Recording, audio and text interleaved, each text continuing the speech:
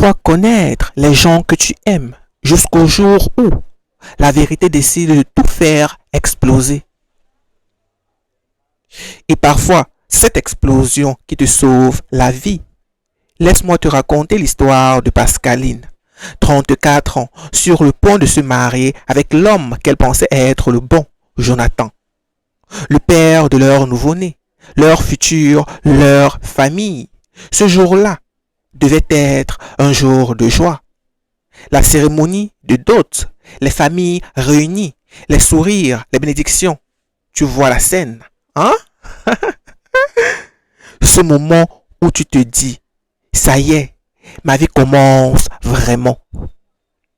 Et puis, une voix, sa cousine, qui se lève, qui tremble et qui lâche une phrase qui transperce toute la pièce.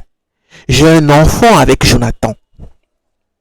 Silence, le genre de silence qui brûle la peau, le genre de vérité qui casse une vie en deux.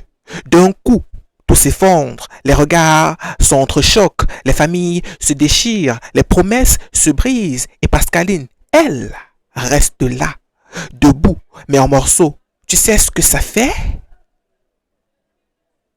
Quand la trahison vient non seulement de l'homme que tu aimes, mais aussi de quelqu'un de ton propre sang. C'est un coup que même ton cœur ne sait pas comment encaisser. Mais écoute-moi bien, écoute vraiment.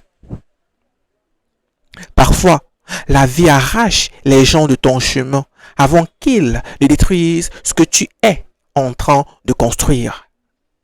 Parfois, la vérité fait mal, mais c'est une douleur qui libère. Ce jour-là, Pascaline a compris quelque chose que beaucoup de gens refusent d'admettre. L'amour ne suffit pas. Si la loyauté n'est pas là, la famille n'est pas toujours celle qui partage ton sang. Et tu ne perds jamais quelqu'un qui n'était pas fait pour ton avenir. Tu te libères. Si toi aussi tu traverses une vérité qui te brise, souviens-toi, la vie ne t'enlève jamais quelque chose sans te préparer à mieux. Respire, relève-toi et avance. Parce qu'au bout du chaos, il y a toujours une renaissance. Et toi, est-ce que tu as déjà découvert une vérité qui t'a changé à jamais? Raconte-moi en commentaire. On avance ensemble.